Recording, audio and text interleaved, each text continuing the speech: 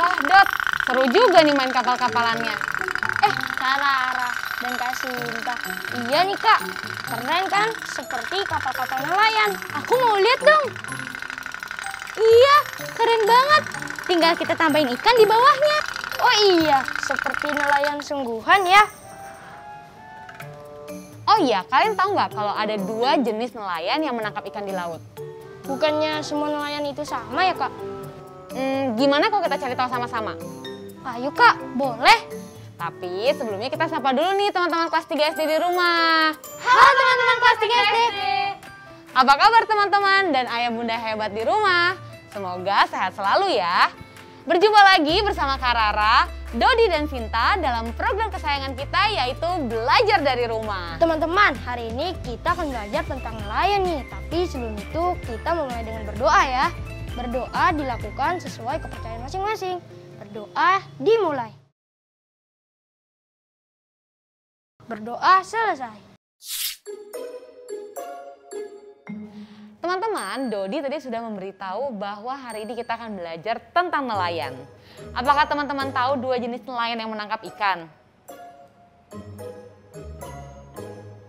Terdapat 2 jenis nelayan yang menangkap ikan di laut, yaitu nelayan tradisional dan nelayan modern. Perbedaannya apa Kak? Perbedaannya ada di bacaan ini. Wah asik, kita mau membaca nih. Iya, kita belajar tentang nelayan melalui bacaan ini ya. Berarti saatnya kita membatik. Membaca itu asik.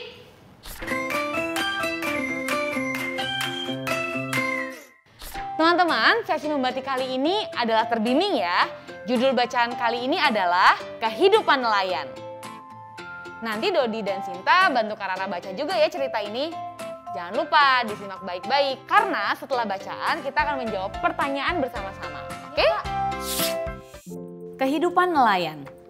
Nelayan bekerja menangkap ikan di laut pada malam hari. Mereka pergi melaut dengan naik perahu. Ada nelayan yang melaut naik perahu tidak bermesin. Ada juga nelayan yang melaut naik perahu bermesin. Mereka adalah nelayan tradisional. Pekerjaan nelayan tidaklah mudah. Setiap hari mereka harus menghadapi ombak dan badai di laut. Karena hanya menggunakan perahu, para nelayan tradisional tidak dapat pergi melaut terlalu jauh. Sesampai di laut, para nelayan melempar jangkar agar perahu mereka tidak terbawa ombak. Lalu mereka melepas jala untuk menangkap ikan. Karena jala mereka tidak besar, hasil tangkapan ikan juga tidak banyak. Semua juga sangat bergantung pada cuaca. Kemudian, selama semalaman, mereka menunggu jalannya hingga penuh ikan. Saat menjelang subuh, mereka akan menarik kembali jala yang penuh dengan ikan. Mereka pun pulang kembali ke daratan. Ada pula nelayan modern. Mereka melaut memakai kapal besar dan bermesin. Dengan begitu, mereka bisa melaut lebih jauh. Dengan kapal yang besar, ada banyak nelayan yang bisa pergi melaut bersama. Mereka juga bisa saling membantu agar hasil tangkapan ikan menjadi lebih banyak. Jala yang mereka pakai juga besar. Hasil tangkapan ikan jadi jauh lebih banyak. Pagi harinya para nelayan kembali ke darat.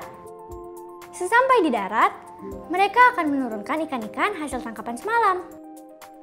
Kemudian, mereka membawa ikan-ikan itu ke tempat pelelangan ikan. Tempat pelelangan ikan adalah tempat nelayan menjual ikan-ikan hasil tangkapan mereka. Dari tempat pelelangan ikan inilah, ikan-ikan akan dibeli oleh pedagang ikan untuk dijual di pasar-pasar. hingga akhirnya dapat kita beli untuk dimakan. Setelah ikan mereka terjual, para nelayan pulang ke rumah dan beristirahat sebentar. Siang harinya, mereka memulai kesibukan lain. Mereka akan memeriksa dan memperbaiki jala. Semua jala harus benar-benar diperiksa. Jika ada yang rusak, harus segera diperbaiki agar bisa dipakai kembali untuk menangkap ikan. Begitulah pekerjaan para nelayan setiap harinya. Mereka selalu bekerja keras. Berkat kerja keras mereka, kita bisa menikmati berbagai macam ikan. Oh, jadi seperti itu ya Kak, kehidupan tentang nelayan. Hebat ya Kak, mereka menghadapi ombak dan badai di laut hanya dengan menggunakan perahu. Iya Dodi, makanya kita harus berterima kasih sama para nelayan. Sebab karena mereka lah kita dapat menyantap ikan-ikan segar. Kita sudah selesai membaca cerita. Sekarang kita jawab yuk pertanyaan-pertanyaannya. Siapa yang tahu apa yang dilakukan oleh nelayan di laut? Aku Kak, yang dilakukan oleh nelayan di laut adalah menangkap ikan. Betul Dodi. Pertanyaan berikutnya, apa yang dipakai nelayan untuk menangkap ikan? Aku tahu Kak, nelayan menggunakan jala untuk menangkap ikan. Hebat Cinta, betul juga ya jawaban Cinta. Tadi kita sudah mengetahui ada 2 jenis nelayan yang menangkap ikan. Siapa yang tahu perahu apa yang dipakai oleh nelayan modern saat melaut? Dodi tahu jawabannya? Nelayan modern menggunakan kapal yang besar Kak. Aku tambahin ya, perahu yang besar dan bermesin. Bagus, kalian berdua kompak ya, saling melengkapi. Tentu saja dong. Pertanyaan terakhir, siap-siap ya. Di mana nelayan menjual ikan hasil tangkapan mereka? Dodi Kak, pasti jawabannya tempat pelelangan ikan. Hebat Dodi, betul. Kalian berdua hebat-hebat banget sih. Sekarang kita tanya teman-teman yang di rumah. Teman-teman berhasil menjawab pertanyaan nggak? Bagaimana dengan jawaban teman-teman? Wah, teman-teman juga hebat ya. Kalian menyimak dengan baik. Kita sudah menjawab pertanyaan dari bacaan tadi. Sekarang gimana kalau kita berlatih buat kalimat? Boleh Kak? Iya, boleh banget Kak. Siapa yang tahu apa gambar ini? Nelayan tradisional dan nelayan modern Kak. Iya betul Dodi. Dari kedua gambar ini, coba tuliskan dalam sebuah kalimat hal yang kamu ketahui tentang nelayan tradisional. Tuliskan juga dalam sebuah kalimat hal yang kamu ketahui tentang nelayan modern. Bisa kan? Bisa dong Kak. Jangan lupa menggunakan huruf kapital dan tanda baca yang benar ya. Oke Dodi, coba sekarang kamu bacakan kalimat yang kamu tuliskan tentang nelayan tradisional. Baik Kak, nelayan tradisional menggunakan kapal kayu untuk menangkap ikan di laut. Wah hebat Dodi. Penulisan huruf kapital dan tanda bacanya juga benar ya. Sekarang Sinta, coba bacakan kalimat kamu tentang nelayan modern. Nelayan modern menggunakan kapal yang besar dan bermesin supaya dapat melaut lebih jauh. Kalimat Sinta juga betul ya. Penulisan huruf kapital dan tanda bacanya juga betul. Apakah teman-teman juga sudah selesai menuliskan kalimat tersebut? Kalau sudah, jangan lupa berikan kepada ayah, bunda, kakak atau anggota keluarga lainnya ya yang berada di rumah. Oh iya, Kak Rara punya sesuatu nih. Apa tuh Kak? Bentar ya. Ini dia papan kata. Berarti saatnya kita masuk pada Balima. Baca 5 kata. Teman-teman, Kak Rara sudah punya papan kata berbentuk perahu nih. Yuk ikut kami untuk membaca setiap kata yang ada pada papan ini ya. Semua sudah siap? Siap dong. Oke, kita mulai ya. Kata pertama. Pergi. Pergi. Tidak. Tidak. Mana? Mana? Naik. Naik. Kata terakhir nih ya. Jika. Jika. Oke, selesai deh. Kita sudah selesai membaca 5 kata. Tetap semangat untuk melanjutkan pembelajaran selanjutnya ya.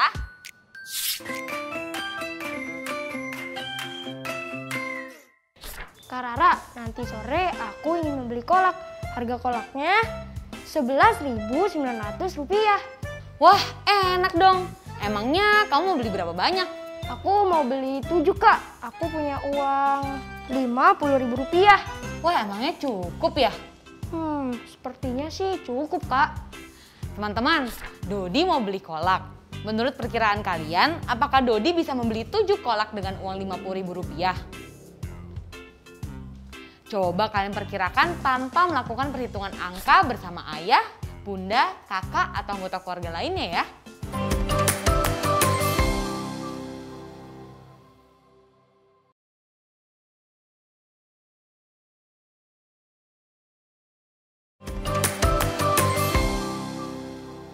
Kayaknya nggak cukup deh, Dot. Masa sih, Kak? Coba kamu perkirakan, harga kolak Rp11.900. Berarti mendekati Rp12.000. Karena kamu mau beli kolak sebanyak 7 buah, maka berapa uang yang harus dibayarkan? Oh iya ya, Kak, tidak cukup. Berarti aku harus minta sama bunda lagi nih. Uang yang udah dimiliki nggak cukup ya teman-teman. Kalian sudah tahu kan gimana memperkirakan tanpa melakukan perhitungan? Kalau belum, coba tanyakan lagi ya kepada ayah dan bunda hebat yang berada di rumah.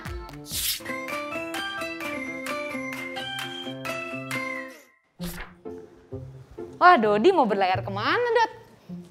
Aku ingin kembali berlayar ke Ternate, Kak, dari Makassar. Ini sudah ketiga kalinya. Wah, hebat Dodi. Aku mau ikut dong. Emangnya untuk sekali berlayar membutuhkan uang berapa, Dodi? Untuk bahan bakar sih Rp320.000, Kak. Jadi karena Dodi sudah 3 kali berlayar, berarti Dodi mengeluarkan berapa banyak tuh uang untuk mengisi bahan bakar? Berapa ya, Kak? Angkanya terlalu besar. Kayaknya Dodi belum terlalu paham ya menghitung perkalian dalam bilangan yang besar. Gimana kalau kita belajar soal cerita perkalian dengan bilangan yang besar? Boleh tuh, Kak. Aku ingin tahu caranya. Iya, Kak. Aku juga ingin belajar. Teman-teman, yuk kita belajar bersama soal cerita perkalian dengan bilangan yang lebih besar. Jangan lupa siapkan alat tulis dan buku kalian ya. Yuk! Oke, perhatikan baik-baik ya. Ada soal seperti ini. Pak Gilang tinggal di Makassar, Sulawesi Selatan. Ia adalah seorang nahkoda kapal penumpang. Ada 2 rute perjalanan yang ditempuh Pak Gilang dengan biaya harga bahan bakar yang berbeda. Berikut rutenya. Biaya bahan bakar untuk rute Makassar menuju Ternate adalah Rp320.000. Sedangkan untuk biaya bahan bakar rute Makassar menuju Surabaya adalah Rp150.000. Pak Gilang sudah melakukan perjalanan rute Makassar menuju Ternate sebanyak 3 kali dalam minggu ini. Coba kita hitung berapa biaya bahan bakar yang harus dibayar Pak Gilang minggu ini. Informasi apa aja nih yang udah kita ketahui dalam soal cerita tadi? Biaya bahan bakar rute Makassar menuju Ternate Rp320.000, Kak. Dan rute Makassar menuju Surabaya Rp150.000, Kak. Pak Gilang juga sudah melakukan perjalanan sebanyak 3 kali. Bagus, sekarang kita hitung biaya bahan bakar yang harus dibayarkan pada minggu ini ya. Karena Pak Gilang telah melakukan 3 kali perjalanan untuk rute Makassar menuju Ternate, maka kita tuliskan 3 dikali harga bahan bakar rute tersebut, yaitu Rp320.000. Nah, sebelumnya Kak Lara coba mau nanya dulu nih, bilangan 320 terdiri dari bilangan berapa saja? 300 dan 20, Kak. Tuh, betul. Nah, kalau gitu kita bisa ngelakuin perkalian terhadap 2 bilangan tersebut, yaitu 3 dikali 300 dan 3 dikali 20. Kita hitung perkalian 300 dulu ya. 3 dikali 300 sama dengan 3 dikali 3 dikali 100 sama dengan 9 kali 100. Coba tebak Dodi berapa hasilnya? 9 kali 100 sama dengan 900, Kak. Betul Dodi, berarti kita dapatkan hasil perkalian 3 kali 300 ya, yaitu 900. Lalu kita lakukan perhitungan perkalian bilangan kedua, yaitu 3 dikali 20. Ada yang mau coba ngitung? Aku, Kak. 3 kali 20 sama dengan 60. Betul. Hebat Kak Sinta, cepat sekali menghitungnya. Oke, berarti kita udah dapatkan hasil dari 2 perkalian ya. Karena perintahnya adalah berapa biaya yang dibayarkan Pak Gilang pada minggu ini, maka kita jumlahkan. Kita jumlahkan kedua hasil perkalian itu. 900 ditambah 60 sama dengan 960, Kak. Betul Dodi, hebat. Rp960.000 ya. Jadi kita udah dapat deh biaya yang harus dibayarkan Pak Gilang pada minggu ini, yaitu Rp960.000. Yeay, sedikit-sedikit jadi paham Kak. Bagus Dodi, tapi tunggu dulu. Masih ada soal lanjutannya nih. Soalnya seperti ini. Minggu depan, Pak Gilang melakukan 2 perjalanan rute Makassar menuju Surabaya dan 2 perjalanan rute Makassar menuju Ternate. Coba kita hitung perkiraan biaya bahan bakar Pak Gilang. Berarti kita menghitung dulu perkalian rute Makassar menuju Surabaya dan rute Makassar menuju Ternate kan Kak? Iya Dodi, kita tuliskan dulu ya. Karena Pak Gilang melakukan masing-masing 2 kali perjalanan untuk kedua rute tersebut, maka kita tuliskan dulu 2 dikali Rp320.000 untuk 2 kali rute Makassar menuju Ternate dan 2 kali Rp150.000 untuk 2 kali rute Makassar menuju Surabaya. Aku mau mengerjakan perkalian yang rute Makassar menuju Ternate dong Kak. Aku juga mau Kak. Aku mau hitung yang rute Makassar menuju Surabaya Kak. Iya boleh, tapi satu-satu ya. Kita hitung dulu rute Makassar menuju Ternate. Coba Sinta, gimana perhitungan perkaliannya? Karena 320 terdiri atas bilangan 300 dan 20, maka masing-masing kita kalikan 2. 2 kali 300 sama dengan Rp600.000. 2 kali 20 sama dengan Rp40.000. Kita jumlahkan keduanya Kak. 600 ditambah 40 maka hasilnya Rp640.000 Kak. Betul sekali Sinta. Sekarang Dodi, perhitungan perkalian rute Makassar menuju Surabaya. Baik Kak. Biaya bahan bakar rute Makassar menuju Surabaya adalah Rp150.000. Maka 2 kali 150 hasilnya adalah 300. Sehingga biaya bahan bakar untuk 2 kali perjalanan rute Makassar menuju Surabaya adalah Rp300.000. Hebat kalian berdua. Karena perintahnya adalah berapa perkiraan biaya bahan bakar Pak Gilang minggu depan, maka kita jumlahkan ya semuanya. Rp640.000 ditambah Rp300.000 sama dengan Rp940.000. Jadi, Pak Gilang kemungkinan harus membayar Rp940.000 untuk biaya bahan bakar minggu depan. Ternyata seperti itu ya Kak?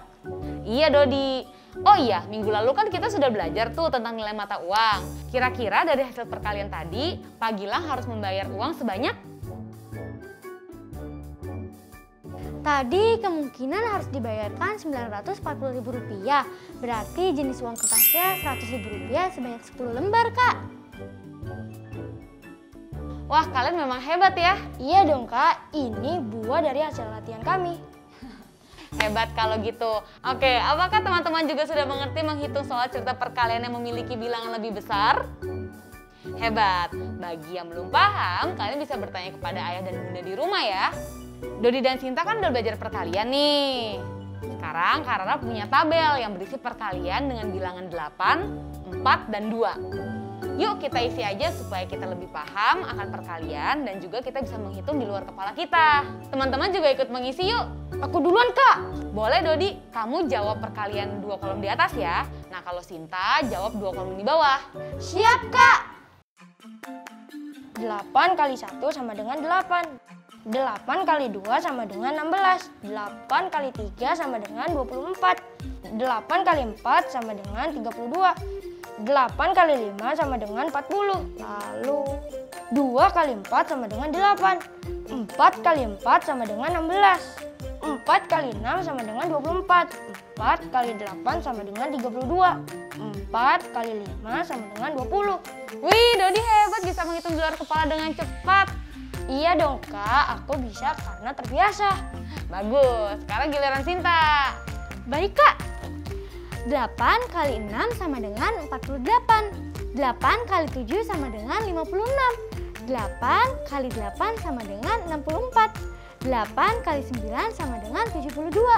8 kali 10 sama dengan 80. Lalu 2 kali 9 sama dengan 18. 4 kali 7 sama dengan 28. 2 kali 16 sama dengan 32. 4 kali 9 sama dengan 36. 4 kali 10 sama dengan 40. Wah, Sinta juga hebat. Karara bangga deh sama kalian berdua, hebat-hebat semua nih adik-adik Karara. Teman-teman, kalian juga sudah menjawab perkalian tersebut kan? Kalian juga bisa belajar dari perkalian dalam tabel tersebut dengan cara menutupi jawabannya dengan tangan kalian. Berlatihlah 2-3 kali supaya teman-teman dapat semakin cepat dan mahir menghitung perkalian di luar kepala. Kita sudah selesai belajar nih, berarti sekarang saatnya kita latihan mengerjakan soal, Kak. Iya Dodi, saatnya kita ayo berlatih. Dengan berlatih, kita semakin terlatih.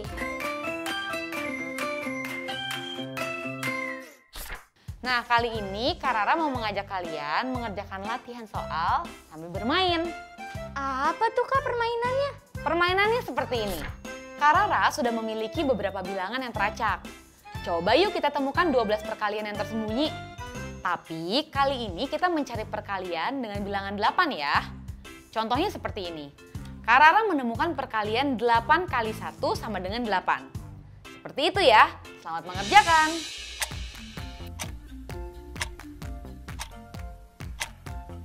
Yuk kita lihat apa yang ditemukan oleh Dodi dan Sinta.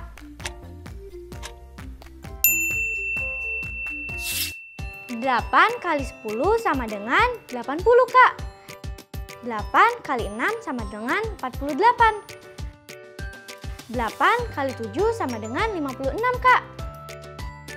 8 kali 4 sama dengan 32. 8 kali 9 sama dengan 72. 8 kali 5 sama dengan 40.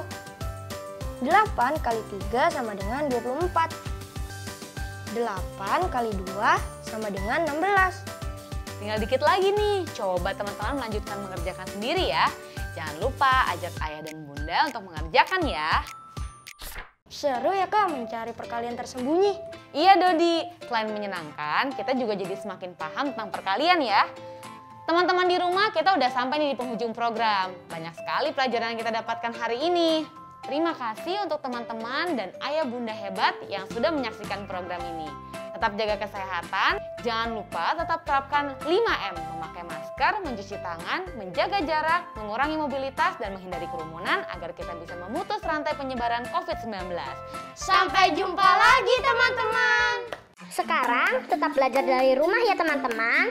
Ingat, jaga jarak, rajin mencuci tangan, dan pakai masker agar kita mencegah penyebaran COVID-19. Sampai jumpa.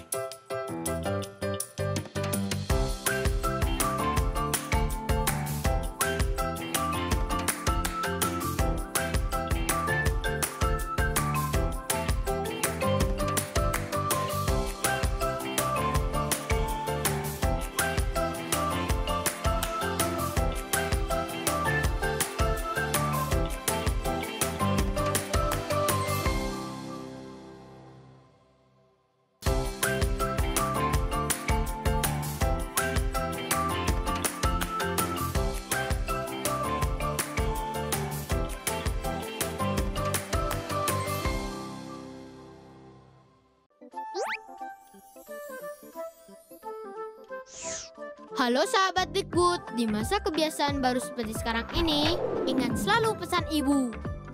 Keluar rumah kalau penting saja ya nak, ingat untuk selalu 3M.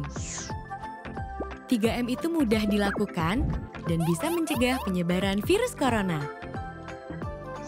Menggunakan masker, mencuci tangan dengan sabun dan air mengalir, menjaga jarak.